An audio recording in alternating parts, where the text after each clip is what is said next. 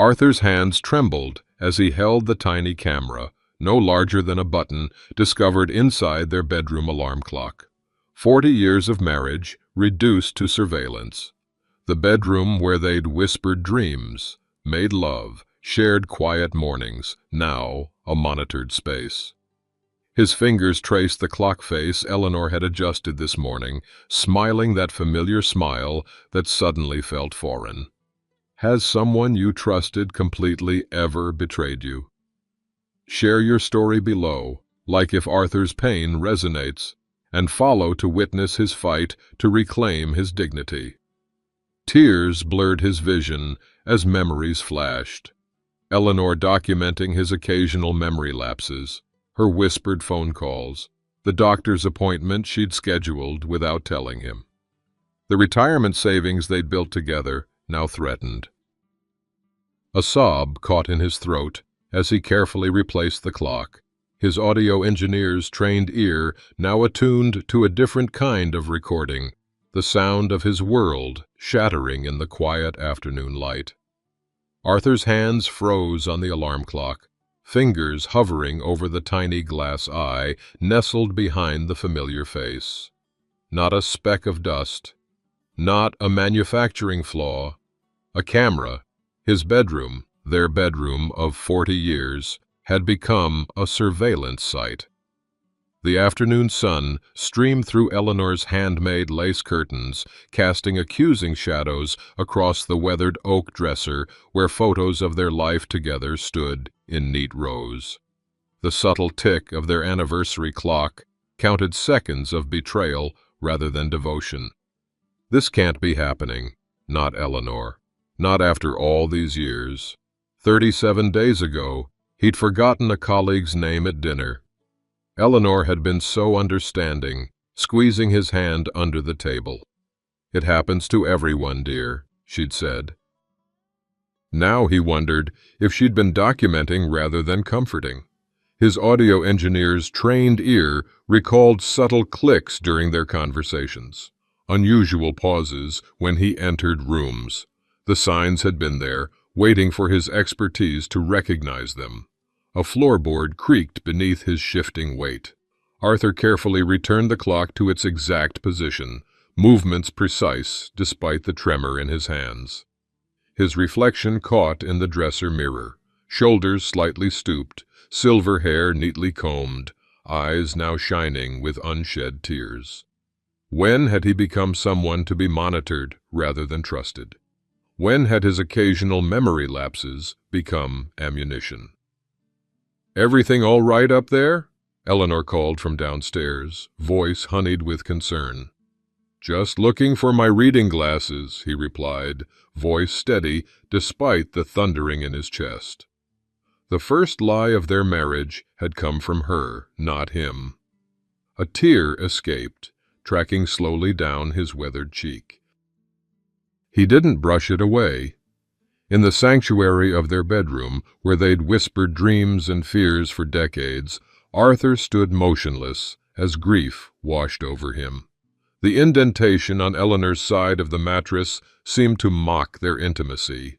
The lavender sachet she refreshed weekly now seemed like camouflage for surveillance. His gaze drifted to her nightstand, catching on a small notebook he'd never noticed before. Opening it, with careful fingers, he found dates, times, behaviors, his behaviors, documented in Eleanor's precise handwriting. Subject confused about phone bill dates. Forgot grandson's baseball game. Repeated same story at dinner. 3 months of notes, clinical and cold. Arthur slipped the notebook into his pocket, chest tight with betrayal's first shock. Thomas was coming this weekend with the grandchildren. Did his own son believe he was declining too? Was this why Eleanor had been so insistent on family time lately? A soft knock from downstairs pulled him from his thoughts. Visitor or accomplice?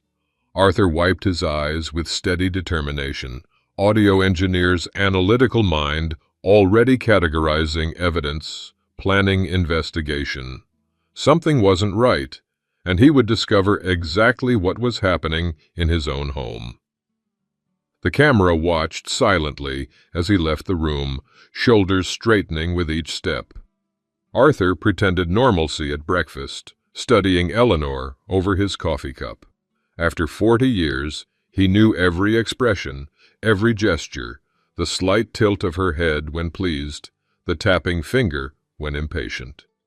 This morning, something new appeared, a flicker of nervousness when their eyes met, quickly masked by a solicitous smile. "More toast, dear?" Eleanor bustled around their sunny yellow kitchen, efficiency personified in her flowered apron. The wall clock, his parents' wedding gift to them, ticked steadily in the background, marking minutes of deception. "I'm fine." Arthur sipped his coffee, noting how she checked her watch, then the kitchen phone, waiting for something or someone. When the phone rang, Eleanor startled slightly. "I'll get that in the study," she said too casually. Arthur remained still, head tilted toward the hallway, years of audio work making his hearing exceptionally acute even at 65. "Yes, Mother, we're still on schedule with the doctor." Eleanor's voice drifted from down the hall. "Arthur suspects nothing. The appointment's next week. Dr. Wilson is fully prepared." Arthur's coffee cup clinked too loudly against the saucer. His hands weren't steady anymore. Dr. Wilson, their family physician for 20 years.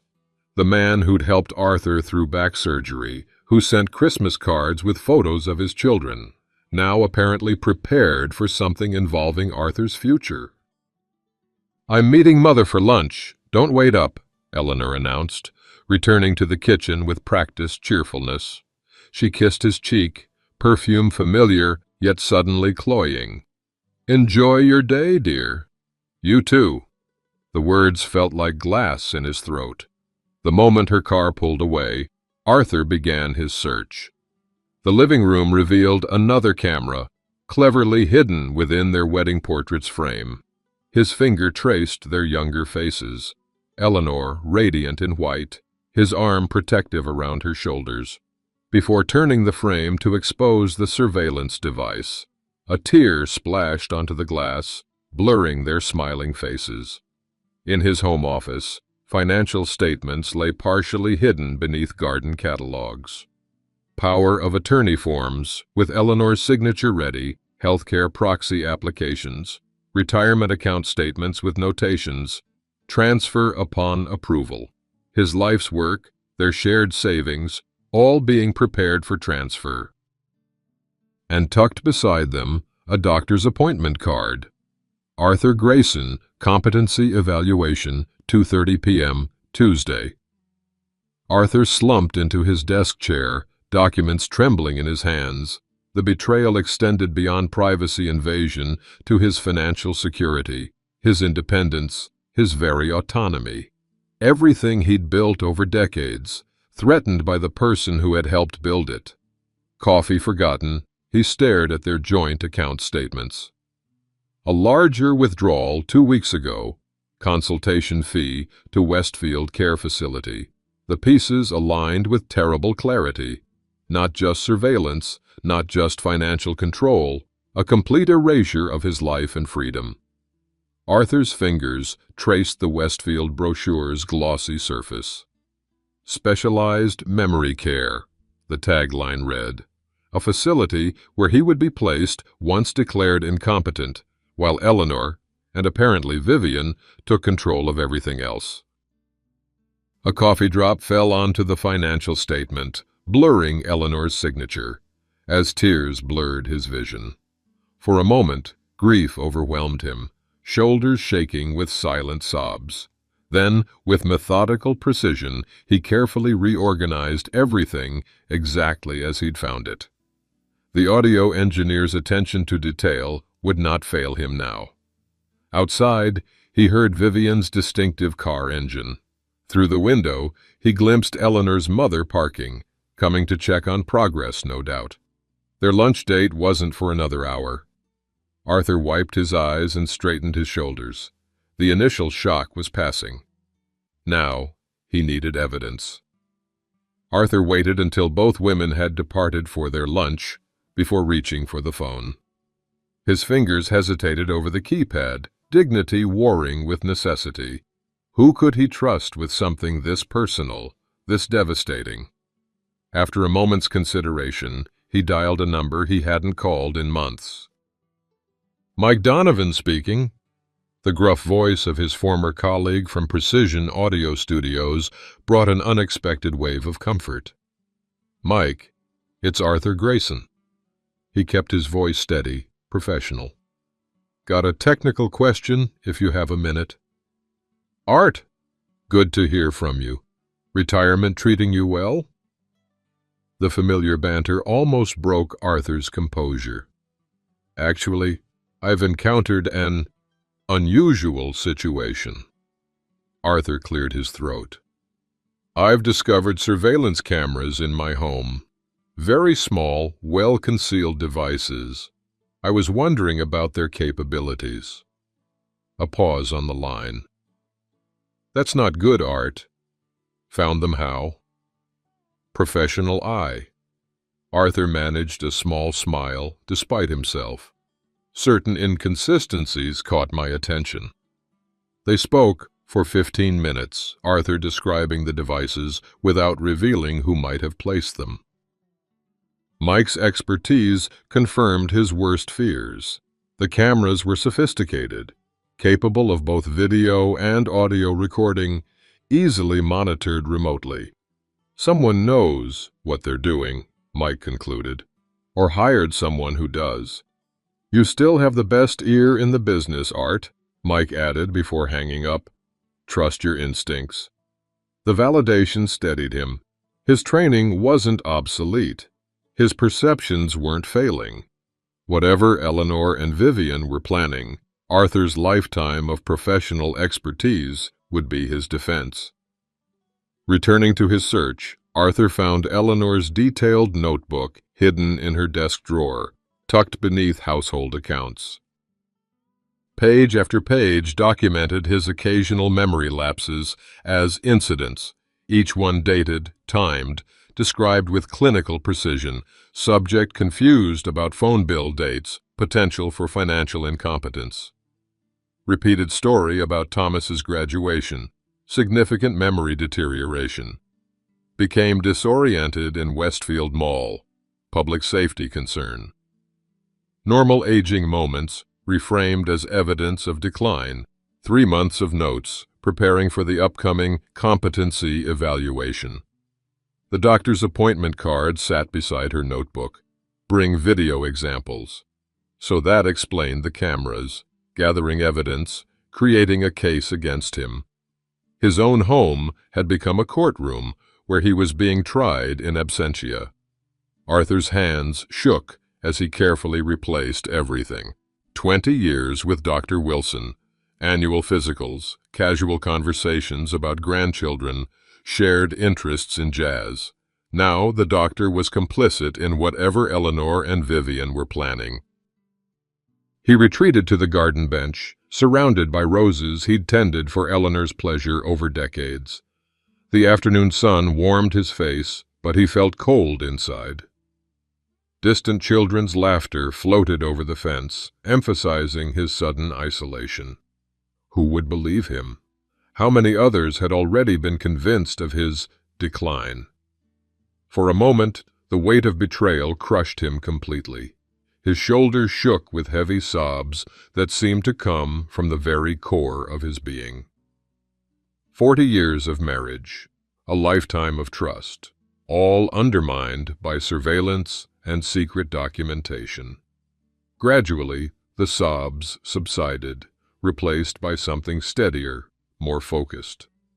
Arthur wiped his face with a handkerchief, his audio engineer's mind already analyzing, planning, strategizing. He would need evidence, incontrovertible proof of the conspiracy. A movement at the kitchen window caught his eye. Eleanor, home early, watching him through the glass, making another note in her book. Even his grief was being documented as evidence.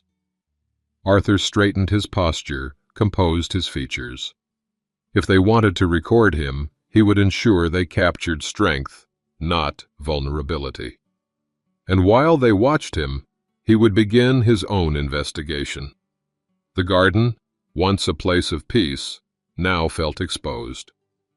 But Arthur had one sanctuary left, his basement studio, where decades of professional equipment waited, equipment that could reveal the truth if he was clever enough to use it. Rising from the bench with new determination, Arthur headed toward the house. The audio engineer was ready to record his own evidence. The basement studio had always been Arthur's sanctuary. Sound-dampening panels created a cocoon of silence. Professional equipment lined shelves in precise order. Gold records from his career's peak hung on walls alongside family photos. For 35 years, artists had trusted him to capture their true sound, to find clarity in chaos. Now that expertise would serve a different purpose. His hands moved across the equipment with muscle memory intact, despite arthritis, connecting components with the precision that had defined his career. The initial trembling subsided as professional focus took over, decades of training creating a buffer between emotion and action. "Start with the basics," Arthur murmured to himself, setting up a simple recording system that would activate when voices were detected. He placed 3 discrete microphones in strategic locations: living room, kitchen, master bedroom, hidden with professional skill. Then he waited, monitoring through headphones while reviewing what he already knew. It took less than a day to capture what he needed. "The neurologist says we need more examples of his confusion." Eleanor's voice came through with perfect clarity. "The cameras are getting good footage, but Dr. Wilson wants specific incidents for the evaluation." "Those memory lapses at dinner last week were perfect," Vivian's sharper tone replied. "Did you record them?" "Yes, but I need to edit out the clear moments. He's still so articulate sometimes, it undermines our case."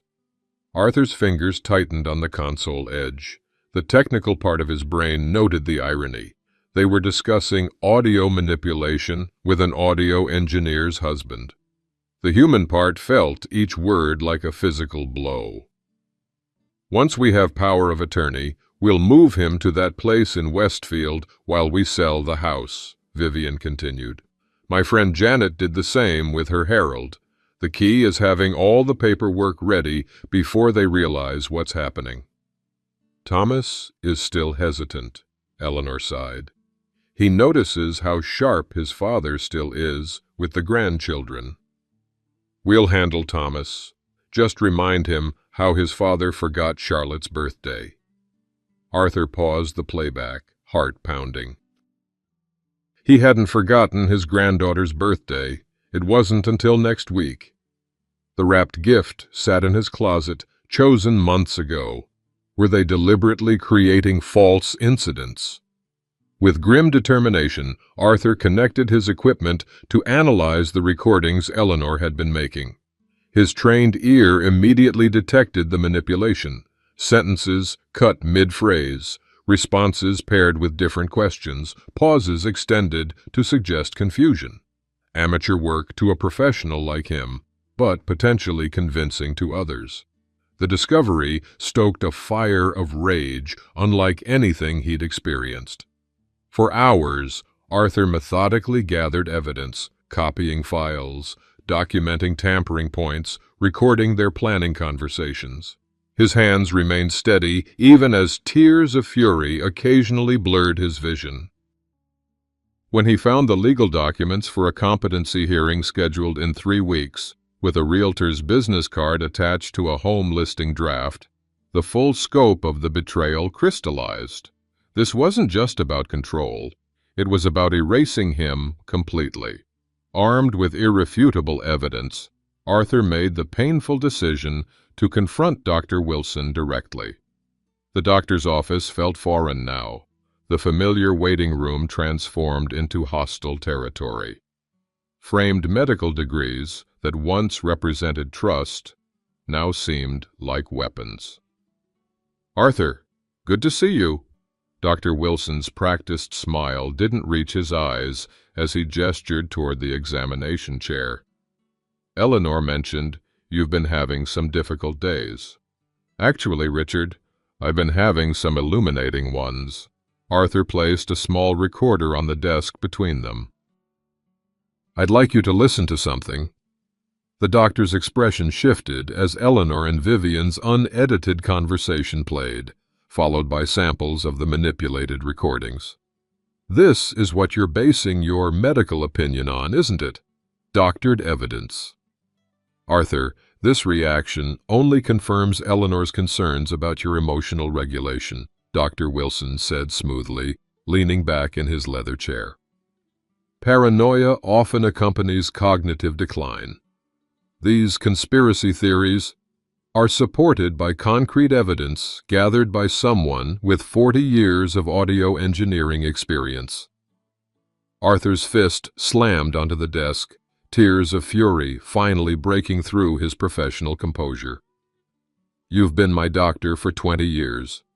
You've examined me, talked with me, known me, and you're willing to declare me incompetent based on manipulated recordings. I think we're done here." Dr. Wilson stood, reaching for his office phone. "I'll call Eleanor to come get you." Arthur gathered his equipment with shaking hands, rage and grief warring within him. "We are indeed done, Richard, but not in the way you think." Driving home, knuckles white on the steering wheel, Arthur made his decision. He would reach out to his son Thomas. Surely his own child would recognize the truth if presented with clear evidence. Blood ran thicker than whatever poison Vivian had been spreading. What Arthur couldn't know, as he pulled into his driveway with renewed determination, was that Thomas had already been thoroughly convinced of his father's decline, and was waiting inside to have a very difficult conversation about getting help. Arthur chose Meredith's diner carefully for his meeting with Thomas. They'd been coming here since Thomas was small enough to need a booster seat. The vinyl booths worn smooth by decades of customers, waitresses who'd watched his son grow from boy to man. A place of happy memories and comfortable routine, neutral ground. "Thanks for meeting me, son." Arthur had arrived early, arranging evidence folders neatly beside his coffee cup, rehearsing his explanation until it sounded calm and rational rather than desperate. Thomas slid into the booth, immediately checking his watch, a gesture that sent a chill through Arthur. Eleanor did the same thing lately, as if their time with him was something to be endured rather than enjoyed. "Dad?" Thomas nodded, eyes flicking to the folders. "Mom's worried about you. Says you've been acting different." Arthur took a measured breath. "That's what I want to talk about. I've discovered something disturbing, Thomas. I need you to look at this with an open mind." He began methodically, professionally, explaining the discovery of surveillance cameras, the manipulated recordings, the legal documents. His hands remained steady as he pushed the evidence across the table, waiting for the shock and outrage that would surely come once his son understood. Instead, Thomas sighed heavily, not even opening the folder. "This is exactly what Mom was talking about. These conspiracy theories." "They're not theories. Look at the evidence, Thomas." Arthur tapped the folder. "These are actual recordings of your mother and grandmother discussing how to have me declared incompetent. Listen to them." "Dad." Thomas's voice shifted to the gentle patronizing tone Arthur had come to dread. "You forgot Charlotte's birthday last month. You got lost driving to our house, a route you've taken hundreds of times. Mom's been covering for you for months." Arthur's heart pounded painfully. "Charlotte's birthday is next week, Thomas. I have her present wrapped in my closet, that astronomy book she wanted, and I didn't get lost. There was construction on Maple Avenue. I took a detour." Confusion flickered briefly across Thomas's face, quickly replaced by practiced concern. See, this is what happens. You get confused about dates, about events. It's nothing to be ashamed of, but you need help. That was a test, Thomas. Charlotte's birthday is next week. I have her present wrapped in my closet, Arthur repeated firmly, desperation creeping into his voice. Your mother is lying to you. Vivian is manipulating both of you. Mom has videos. Dad, recordings of you forgetting conversations we had minutes earlier. Dr. Wilson has been monitoring doctored videos. Arthur's voice rose, drawing glances from nearby diners. He lowered it with effort. I'm an audio engineer, Thomas. I can show you exactly how they've been manipulated. Please, just listen to the original recordings. Thomas checked his watch again. I need to go soon. Mom's expecting me. Of course she is. Bitterness crept into Arthur's tone. She's probably waiting to hear if her son successfully convinced his father to surrender his autonomy without a fight. This is exactly the paranoia she described. Thomas's jaw tightened. Dad, we all want what's best for you. Fighting this only makes it harder on everyone, especially the grandkids. They notice the changes, even if you don't. Arthur's hand reached across the table toward his son, a gesture of connection spanning decades of father-son moments, teaching him to ride a bike, attending his college graduation, holding his newborn children. Thomas pulled back slightly, the small movement devastating in its significance. Please, Arthur whispered, first tear falling onto the placemat, spreading into the blue flower pattern. I'm still me, Thomas. I'm still your father. I need to go. Thomas stood, placing money on the table for a coffee he hadn't touched. We'll talk when you're calmer. Maybe consider what Mom's suggesting. Just a consultation at Westfield. It's a beautiful facility. Arthur watched through the rain-streaked window as Thomas walked to the parking lot, where Eleanor waited in her car. His son handed something over. The recording device Arthur had given him as evidence, now surrendered to the very people it was meant to expose. Returning home in a daze, Arthur found his basement studio door ajar. Inside, chaos greeted him. Equipment disconnected, recordings missing, surveillance cameras he'd collected now gone. They had used his meeting with Thomas as an opportunity to eliminate evidence. The weight of complete isolation crashed down on him. His wife, his mother-in-law, his doctor, and now his son, all convinced of a decline that wasn't happening, or worse, willingly participating in a lie. The people who should protect him now posed the greatest threat. Arthur slumped against the wall, sliding slowly to the floor of his violated sanctuary. For the first time since discovering the betrayal, he gave himself permission to completely break down. Heaving sobs racked his body as rain lashed against the basement windows, mirroring the storm within. The competency hearing loomed 3 weeks away. His evidence was compromised. His own son had abandoned him. Arthur Grayson, respected professional, loving father, devoted husband, sat alone in the dark, facing the destruction of everything he'd built over 65 years of life. Outside, through his tears, he glimpsed Vivian's car pulling away from the curb, Eleanor in the passenger seat. They'd been watching, waiting to see his reaction to Thomas's rejection. As darkness fell, the phone rang upstairs, unanswered. Arthur remained motionless, tears gradually subsiding as exhaustion took their place. He had never felt so utterly alone. Arthur missed poker night for the first time in 12 years. No call, no explanation. Completely out of character for a man whose punctuality was legendary among his friends. By 9 o'clock, Frank Henderson's concern had overcome his usual reticence about meddling in others' business. "Something's not right," the retired detective announced to the three other men around his garage poker table. "Arthur hasn't missed a Thursday since his back surgery, and even then, he called." "Eleanor mentioned he's been confused lately," James Cooper offered, adjusting his reading glasses. "Said they were considering some care options." Frank's eyes narrowed. "That doesn't sound like the Arthur I know. Let's take a drive." When their knocking went unanswered, Frank used the spare key Arthur had given him years ago in case of emergency. They found their friend sitting in his darkened living room, staring at nothing, evidence of tears still visible on his face. "Jesus, Art," Frank's gruff voice broke the silence. "What's happened?" Arthur looked up slowly, embarrassment warring with desperate relief at seeing friendly faces.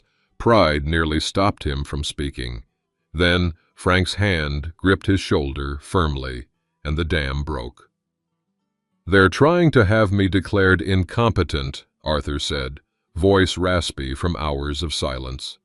"Eleanor, Vivian, my doctor, even Thomas.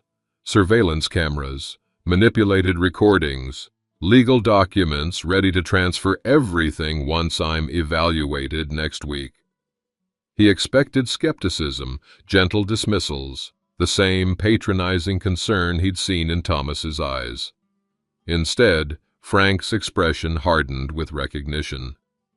"We've known you 30 years, Art. You're the sanest one here," Frank said, his grip on Arthur's shoulder tightening reassuringly. The simple statement of belief triggered the first tears of relief Arthur had experienced since the nightmare began. James Cooper, retired corporate lawyer, reviewed the few legal documents Arthur had managed to hide. "This is textbook elder exploitation. I've prosecuted dozens of these cases." Michael and Robert, both Vietnam veterans, systematically searched the house for additional surveillance devices, finding 3 Arthur had missed. "They'll be watching to see if you've given up, or if you're still fighting," Frank explained, strategic mind already working. "We need to make them think they've won while we build our counteroffensive." By midnight, Arthur's living room had transformed into a war room.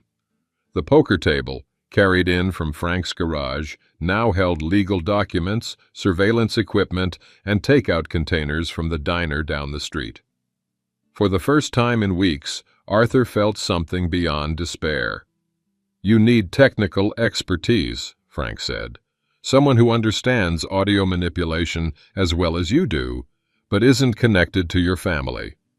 "Margot Sullivan," Arthur replied immediately. "My former assistant. She specializes in audio forensics now." When Margot arrived the next morning, her expression shifted from professional concern to personal outrage as Arthur explained the situation. "Eleanor actually approached me 3 weeks ago," she revealed, unpacking equipment more sophisticated than Arthur's own. "Wanted me to edit some home videos of you. I felt something was off. She wanted sections removed where you sounded too coherent. I told her I was too busy." Arthur's hands trembled slightly as he processed this new information. "How many others has she approached? Who else is involved?" "That's what we're going to find out," Frank said, spreading a community center newsletter on the table. "Eleanor's on the committee for the senior awards ceremony next week. According to this, she's planning to make an announcement about your health journey to the community." "A preemptive strike," James nodded. "Establishing public sympathy before any potential objections to the competency hearing." Hour by hour, they reconstructed what had been destroyed in Arthur's studio. Margot's expertise revealed manipulation techniques in Eleanor's recordings that even Arthur had missed. Michael and Robert secured the house against further intrusions, while James prepared legal countermeasures. "We'll need irrefutable evidence presented in a public forum," Frank explained, decades of detective work evident in his methodical planning. Their strategy relies on isolation, making you appear confused and paranoid so no one believes you. We turn that against them. Arthur watched his friends work with growing amazement. These men he'd played cards with for years revealed depths of expertise and loyalty he hadn't fully appreciated. Margot, 20 years his junior, treated him with the same professional respect she always had, without a hint of the condescension he'd grown to dread. By evening, a comprehensive counter-strategy had emerged. Evidence would be gathered, witnesses prepared, legal options secured. The senior award ceremony, Eleanor's planned platform for announcing Arthur's condition, would instead become the venue for exposing the truth. As his friends gathered their things to leave, each with assigned tasks for the coming days, Arthur felt tears forming again, not of despair, but of profound gratitude. "I don't know how to thank you all," he said, voice thick with emotion. "Save it for poker night next week," Frank replied gruffly. "I expect to win back what you took from me last month." Alone again, Arthur surveyed his living room, now a headquarters for his defense rather than a site of despair. The coffee cups and legal pads left behind represented something he'd thought lost forever: hope. When the phone rang, Arthur answered with renewed confidence. "Dad?" Thomas's voice sounded hesitant. "I've been thinking about what you said about Charlotte's birthday." Arthur's heart leaped. "It's next Tuesday. The astronomy book is wrapped in silver paper with stars on it." A long pause. "I need to check something. Don't tell Mom I called." As he hung up, Arthur caught sight of movement in the attic window. Someone going through his stored recordings, silhouetted against the blind. The shape was unmistakably Thomas. For the first time since discovering the camera in his bedroom clock, Arthur smiled. The tide was turning. Arthur climbed the attic stairs slowly, each creaking step announcing his approach. The pull-cord light cast long shadows across dusty boxes and forgotten furniture. In the far corner, Thomas sat surrounded by labeled cassettes and reels, childhood memories preserved through his father's professional care. "What are you doing here?" Thomas asked, startled. "Mom thinks you're at her sister's." Arthur remained in the doorway, maintaining distance. "This is my home. The better question is what you're doing with my recordings." Thomas held up a cassette labeled in Arthur's precise handwriting. "Thomas, 6th grade concert, May 1994. His fingers traced the faded ink. "I found my 6th grade concert. You recorded every note, even my mistake in the second movement that no one else noticed. B flat instead of B natural in the Holst piece." Arthur nodded. "You recovered beautifully. Most of the audience never realized." The space between them felt charged with unspoken emotions as Thomas reached for a portable player and pressed play. The sound quality was remarkable even after decades, Arthur's engineering expertise evident in the balanced acoustics, the clarity of the young instruments.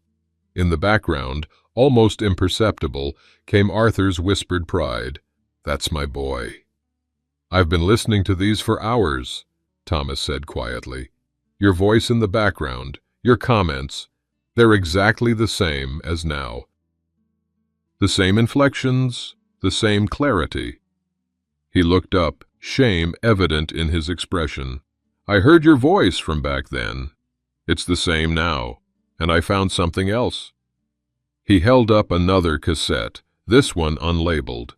Recordings of Mom and Grandma talking about the house sale, about moving you to Westfield while they handle the transition. "They don't know I have this." Arthur moved cautiously into the attic, settling on an old trunk across from his son. "When did you start to doubt their story?" "After the diner. You said Charlotte's birthday was next week, but Mom insisted you'd forgotten it last month. I checked Charlotte's birth certificate last night." Thomas's voice thickened with emotion. "It's next Tuesday. And what you said about the construction on Maple Avenue, I drove by, and it's exactly as you described." Arthur's professional instincts took over. Rather than expressing hurt or demanding apologies, he reached for his portable analyzer. "Let me show you something about these recordings your mother has been making." With methodical precision, Arthur demonstrated the manipulation techniques, splicing points, acoustic inconsistencies, contextual edits that transformed normal conversations into evidence of confusion. Thomas's expression shifted from skepticism to understanding to horror. "They've been planning this for months," Thomas whispered.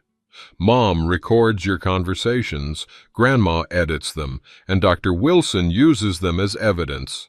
They're scheduled to present everything at the community center award ceremony on Saturday." "I know," Arthur replied, "and we'll be ready." Father and son bent over the equipment together, Thomas's business expertise complementing Arthur's technical knowledge as they refined the counter-strategy developed with Frank and the others.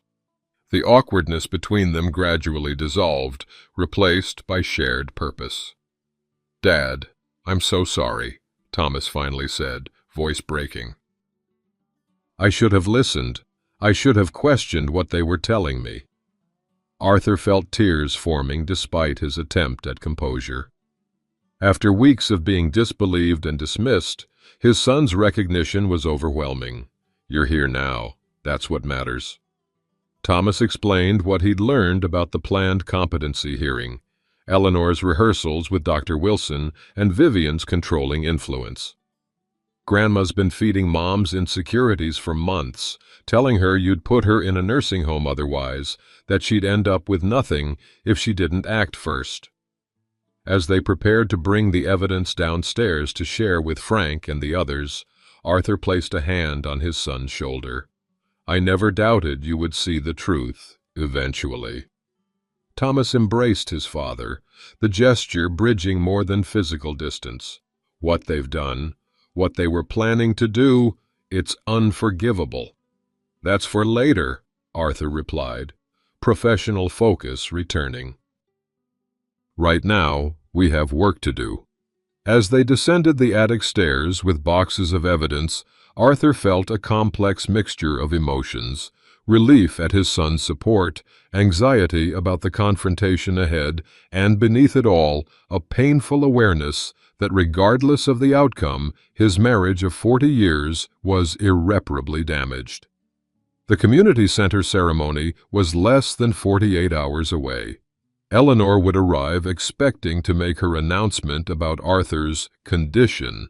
Instead, she would find herself exposed before the very community she'd sought to manipulate. Outside, Frank's car pulled into the driveway, followed by James's sedan.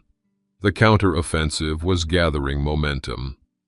For the first time since discovering the hidden camera, Arthur felt the balance of power shifting in his favor.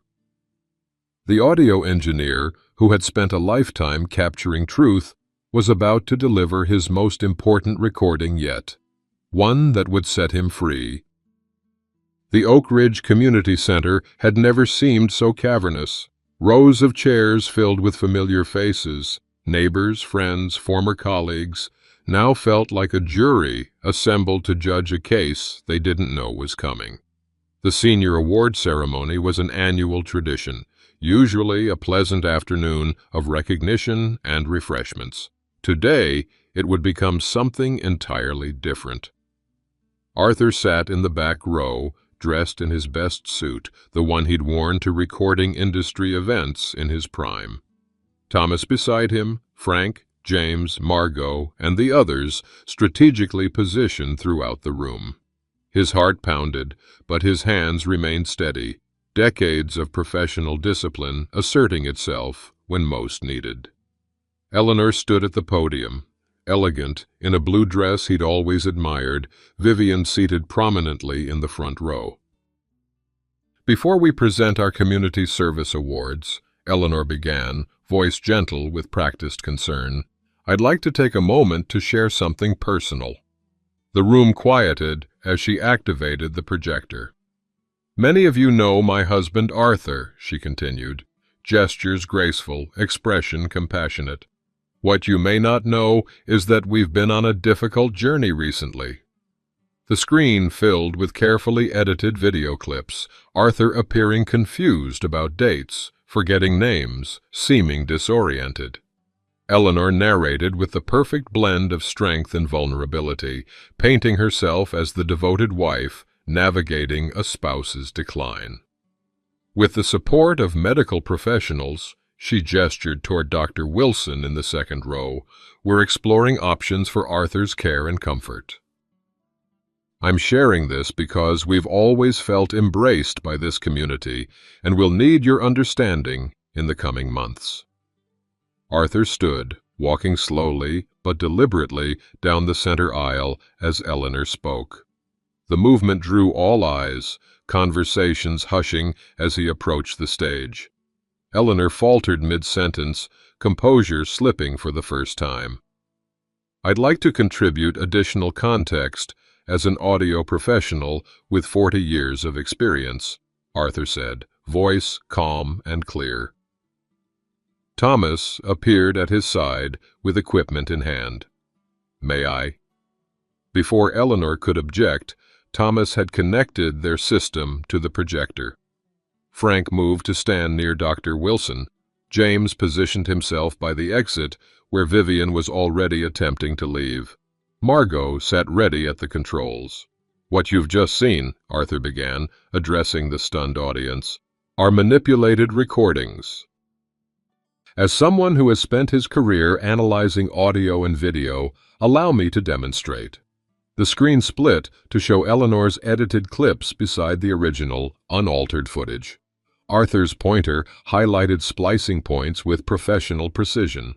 Note the unnatural acoustic break here, a classic sign of edited audio. The question allegedly being answered was actually asked on a different day entirely. Murmurs spread through the audience as the evidence mounted. Arthur maintained his professional demeanor, presenting facts rather than accusations, technical analysis rather than emotional appeals. Then came the surveillance footage, Eleanor and Vivian in their own words. Once he's declared incompetent, we'll move him to that place while we sell the house. The key is having all the paperwork ready before they realize what's happening. Eleanor's face drained of color. Arthur is confused, she attempted, but her voice lacked conviction. Frank stepped forward.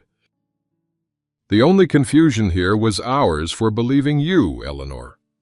The retired detective's authority carried weight. What you've been documenting as confusion were normal memory variations that happen to everyone while deliberately hiding Arthur's continued competence in his field. The community center had fallen completely silent, the audience processing the shocking reversal.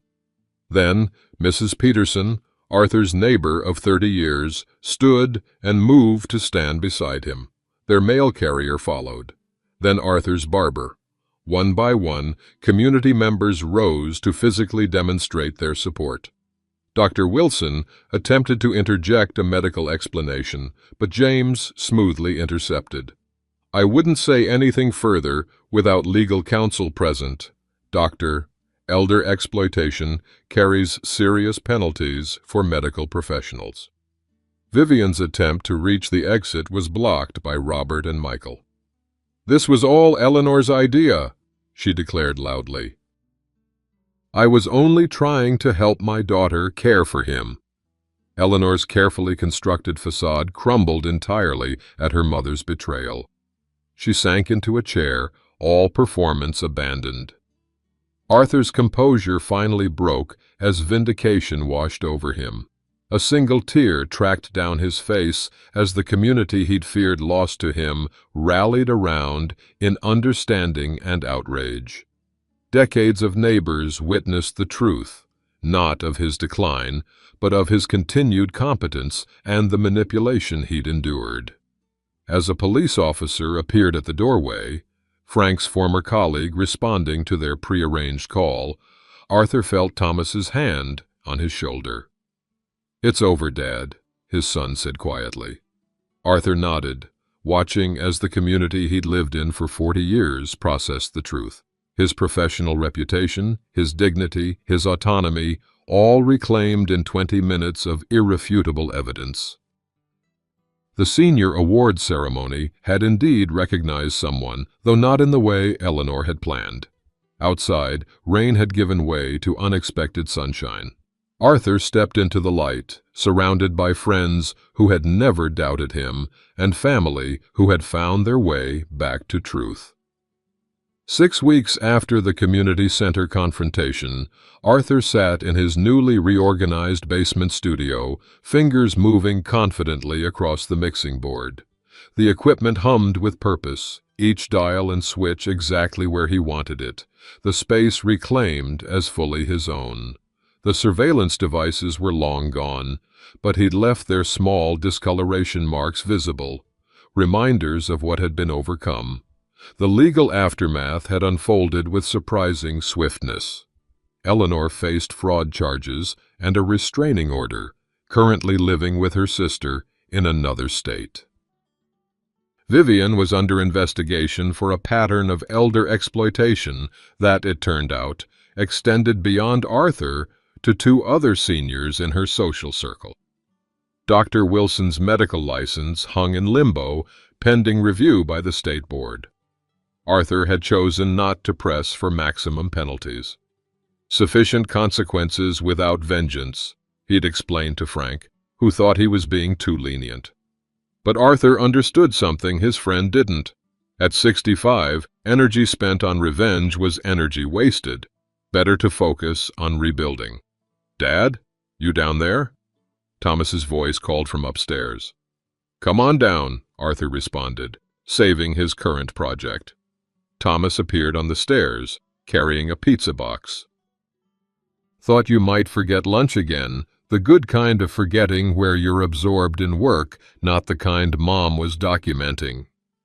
He still made these references occasionally, part of his ongoing process of distinguishing normal behavior from what had been weaponized against his father.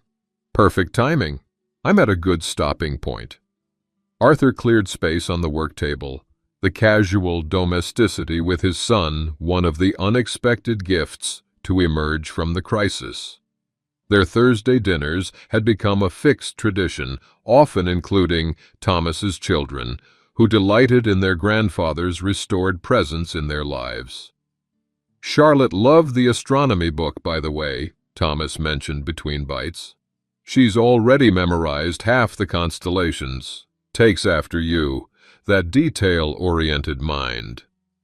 Arthur smiled, warmth spreading through his chest. The relationship with his grandchildren had deepened rather than diminished. Another victory snatched from Eleanor's plans. Upstairs, the distinctive sounds of the poker game being set up filtered down. Frank arranging chips with mathematical precision, James clearing his throat as he shuffled cards, Michael and Robert arguing good-naturedly about baseball statistics. The weekly game had taken on heightened significance, no longer just recreation, but a celebration of community and vigilance. "The elder advocacy group called again," Thomas said casually, though his eyes reflected pride. "They're persistent about wanting you as a consultant." Arthur nodded, considering. The organization, which helped seniors identify and fight exploitation, had reached out after hearing about his case. "I told them I'd think about it. Not sure if I'm ready to become the poster child for elder abuse resistance." "You wouldn't be a poster child, Dad. You'd be an expert consultant. There's a difference." Thomas wiped his hands on a napkin. "Your audio skills literally saved your autonomy. How many other seniors have that kind of specialized knowledge to protect themselves?" The phone rang before Arthur could respond. Thomas answered, his expression shifting to surprise. "It's for you, Dad. Someone named Harold Jenkins." Says he heard about what happened and needs your help with some recordings his son-in-law made. Arthur took the phone, listening intently to an elderly voice describing a situation with uncomfortable similarities to his own experience. "Yes, I understand exactly what you're describing, Mr. Jenkins," he replied, professional focus engaging immediately. "I'd be happy to analyze those recordings for you." After arranging to meet the man the following day, Arthur hung up thoughtfully. The world had changed around him in ways he was still processing. His marriage of 40 years was over, yet he wasn't alone. His home had been violated, yet it felt more securely his than ever before. His expertise, which Eleanor had dismissed as obsolete, had proved to be his salvation. Later that evening, after the poker game ended, Frank winning as usual, and Thomas had gone home, Arthur settled on the porch swing with a cup of coffee. The neighborhood settled into twilight around him, familiar sounds and scents creating a comfort that had been absent during those weeks of surveillance and doubt. He held a family photograph, one he'd restored with Eleanor respectfully removed rather than angrily defaced. His focus rested on his grandchildren's faces, the future extending before them. One tear escaped, tracking down his weathered cheek, not from bitterness, but from acceptance of a different life than he'd planned. In his lap lay a notebook, not unlike the one Eleanor had used to document his symptoms. But this one contained something entirely different, notes for a presentation to seniors about recognizing exploitation, leveraging his professional expertise and personal experience into something that might help others. Arthur Grayson, audio engineer, father, grandfather, friend, and now, perhaps, advocate, watched the evening stars emerge. The betrayal had taken much from him, but it had failed in its primary goal. His dignity remained intact. His expertise stood validated. His place in the community was secure. He wasn't the same man who had discovered that first camera 6 weeks ago. He was, in some essential ways, stronger, more certain of himself and his value, more aware of both vulnerability and resilience. Tomorrow, he would help Harold Jenkins. The day after, perhaps another. The work of reclaiming dignity, his own and others, seemed like a worthy purpose for this unexpected chapter of life. Arthur closed his notebook and smiled. The audio engineer had found a new track to record. When trust shatters, it doesn't break with a crash like a dropped plate. It fractures silently, like ice beneath your feet on a winter pond. One moment solid, the next giving way to cold reality. You felt it too, haven't you, friend? That moment when something shifts in your world, when the certainty you've built over decades suddenly reveals itself as fragile. We've all had our alarm clocks, those ordinary objects that suddenly reveal extraordinary betrayal. Perhaps yours wasn't a hidden camera, but a misplaced letter, a hushed phone call, a bank statement that didn't add up. The details differ, but the feeling remains the same. That hollow ache when someone you've trusted with your heart, your home, your history decides you're something to be managed rather than respected. In those darkest moments, when isolation closes in like evening shadows, remember that wisdom earned through decades doesn't simply vanish. Your experience matters.